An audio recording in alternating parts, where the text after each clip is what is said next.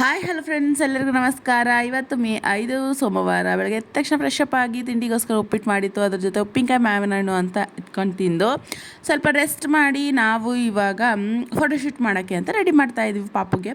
First ದಾಸವಾಳದ ಎಲೆಯಿಂದ ದಿಂಡು ಹಾಕಿದೆ. ಕೊನೆಯ ತನಕ ವೀಡಿಯೋ ನೋಡಿ ಯಾವ್ಯಾವ ಫೋಟೋಶೂಟ್ ಮಾಡಿದ್ದೀವಿ ಅಂತ ಅಂದ್ಬಿಟ್ಟು. ಸೊ ಎಲ್ಲ ರೆಡಿ ಮಾಡಿಕೊಂಡು ಹಾಗೆ ಅದ್ರ ಜೊತೆಗೆ ಊಟ ಮಾಡಿ ಟೈಮ್ ಆಗೇ ಬಿಡುತ್ತೆ.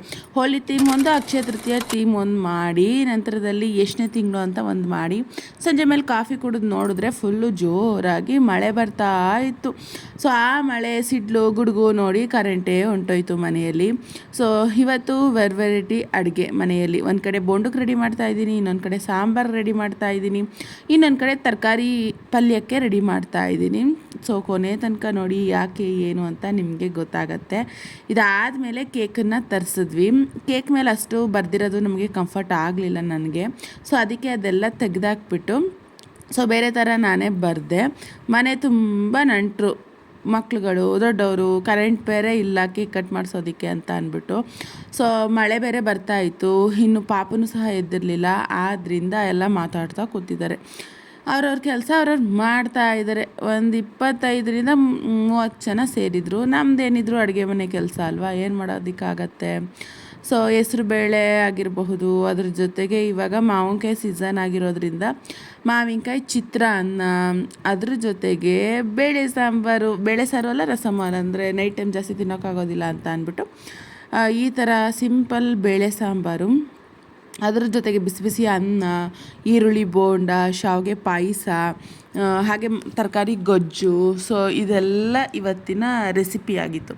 ಯಾಕಪ್ಪ ಅಂತ ಅಂದರೆ ನಮ್ಮ ಪಾಪಗೆ ಇವತ್ತು 7 ತಿಂಗಳು ತುಂಬಿ 8 ತಿಂಗಳಿಗೆ ಬೀಳ್ತು. ಸೊ ಆದ್ದರಿಂದ ಸೊ ಎಲ್ಲರೂ ಸೇರಿದ್ರೆ ಒಂಥರ ಖುಷಿ ಅಲ್ವಾ.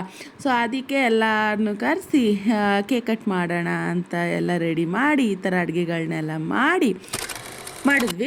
ಸೊ ಫಸ್ಟ್ ಊಟ ಮಾಡ್ಕೊಬಿಡೋಣ ಇದರಷ್ಟರಲ್ಲಿ ಪಾಪು ಅಂತ ಅಂದ್ಬಿಟ್ಟು ಎಲ್ಲರೂ ಊಟನ ಮಾಡಿದ್ವಿ. ಅಂತೂ ಇಂತೂ 10 ಗಂಟೆ 10:30 ಆಗೇ ಬಿಟ್ಟಿತ್ತು. ಅದಾದಮೇಲೆ ನಾವು ಎಲ್ಲ ರೆಡಿ ಮಾಡಿ ಸೊ ಅಷ್ಟರಲ್ಲಿ ನಾವು ಎಲ್ಲ ಊಟ ಮಾಡಿಕೊಂಡು 11:30 ಆಗಿತ್ತು. ಅಷ್ಟರಲ್ಲಿ ಪಾಪು ಎದ್ದ, ಅವನಿಗೂ ಸಹ ಕೇಕೆಲ್ಲ ಕಟ್ ಮಾಡಿಸಿ ನಾವೆಲ್ಲ ತಿಂದು ತಿರ್ಗಾ ಮಲ್ಕೊಳ್ಳೋಷ್ಟ್ರಲ್ಲಿ 1 ಗಂಟೆ ಆಗೇ ಬಿಡ್ತು. ಯಾಕಂದರೆ ಇವರೆಲ್ಲ ನೆಂಟರುಗಳೆಲ್ಲ ಹೋದ್ಮೇಲೆ ಒಂದು ಸ್ವಲ್ಪ ಜನ ಇದ್ದರು. ಆಮೇಲೆ ಇನ್ನೊಂದು ಫೋಟೋಶೂಟ್ ಮಾಡೋಣ ಅಂತ ರೆಡಿ ಮಾಡಿದ್ವಿ. ಸೊ ಈ ಥೀಮಲ್ಲಿ ಬೆಳಗ್ಗೆ ಕಟ್ಟಿದ್ನಲ್ಲ ದಿಂಡು, ಇದಕ್ಕೆ ಮಾಡಿರೋ ಅಂಥದ್ದು. ಗ್ರೀನ್ ಬಟ್ಟೆ ಹಾಕಿರೋದ್ರಿಂದ ಗ್ರೀನ್ ಥೀಮಲ್ಲಿ ಮಾಡಿದ್ವಿ.